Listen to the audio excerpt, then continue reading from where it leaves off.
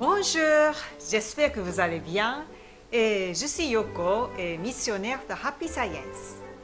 Et c'est ma première vidéo sur YouTube.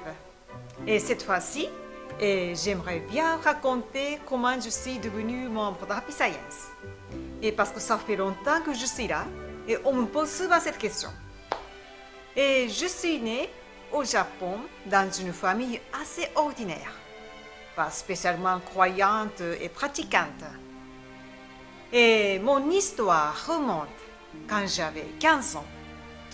J'ai lu un livre concernant la prédiction de Nostradamus, écrit par un Japonais.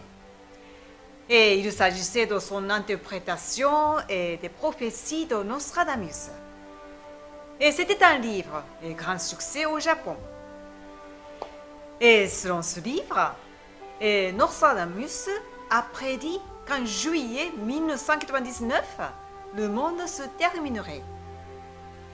Mais si autre chose serait arrivé, alors sa prophétie apocalyptique finirait sa mission.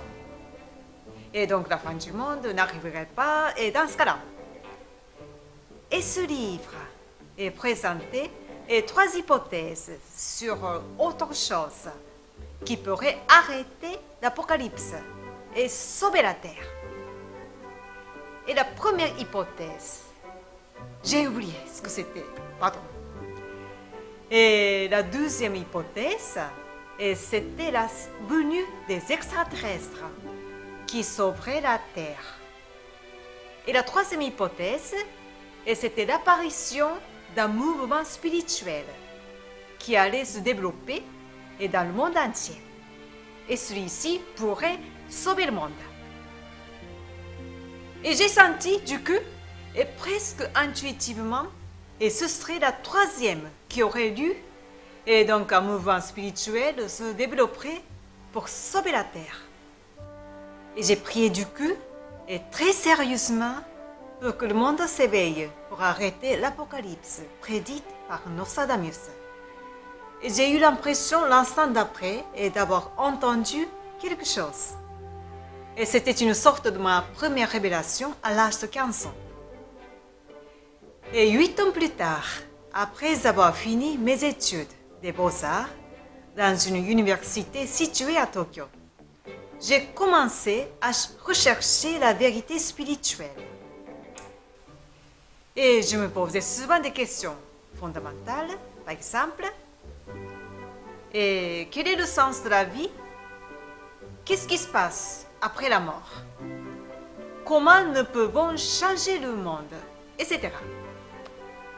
Et pour trouver la réponse, je fréquentais aux librairies pour trouver les livres qui pourraient répondre à mes questions fondamentales.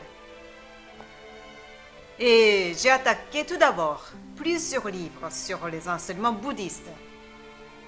Et parce que le bouddhisme parle de la réincarnation, le karma et les vies antérieures. Mais ces livres bouddhistes ne parlaient que de façon plutôt académique. Et ils ne correspondaient pas tout à fait à ce que je voulais savoir. Et un an s'est écoulé comme ça. Et un jour, j'ai découvert, au hasard, mais il n'y a pas de hasard en fait, dans une librairie au Japon, le livre intitulé La loi du soleil, dont l'auteur s'appelait Ryuho Okawa. La version française est celui-ci. Et je l'ai acheté et a commencé à lire le jour même.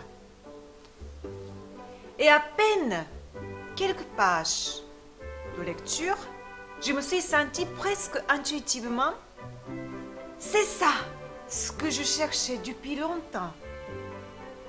Et en même temps, cela m'a rappelé la troisième hypothèse, et dont je mentionnais plus tôt. Et j'ai pensé que Happy Science serait peut-être ce mouvement spirituel pour sauver la Terre. Et je vais lire juste un paragraphe et qui m'a conduit à rejoindre plus tard à ce mouvement.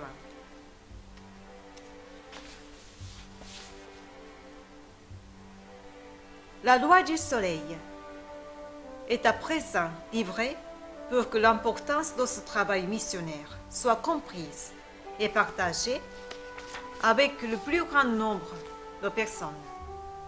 J'écris chacun de ces mots en y confiant mon vœu le plus sincère de sauver le monde. J'écris ces mots en espérant qu'ils se transforment en paroles de vie et de lumière, chéries par nos concitoyens de la Terre. Chapitre 1. Et ce livre, La loi du soleil, a également éclairci toutes mes questions et tous les secrets de l'univers. Par exemple, comment Dieu a créé cet univers, la structure du monde spirituel, le système de la réincarnation et de l'esprit gardien ou ange gardien, et l'origine du mal, le sens de la vie, et qu'est-ce que l'amour, etc. Et ce livre a même dévoilé ce qui s'est passé dans les 5 civilisations anciennes. Par exemple, Atlantide, Mu, l'Amdia, ainsi que la crise de notre civilisation actuelle. Et j'ai finalement compris pourquoi je suis né à cette époque actuelle. Et depuis lors, j'ai commencé à lire avec acharnement beaucoup de livres publiés de Ryuho Okawa. Et 1 an et demi s'est écoulé. J'étais à ce temps-là déjà installée en France. J'ai envoyé ma petite dissertation au siège de Happy Science au Japon et pour une demande de mon adhésion. Parce qu'à cette époque, une petite dissertation était obligatoire pour demander une adhésion. Et tous les candidats n'étaient pas admis. Et heureusement, j'ai été admise à devenir membre de Happy Science en 1989. Et j'étais en fait le premier membre de Happy Science en France.